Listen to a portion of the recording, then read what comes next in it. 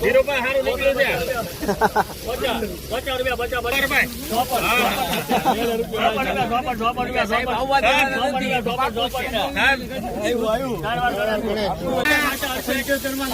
50 રૂપિયા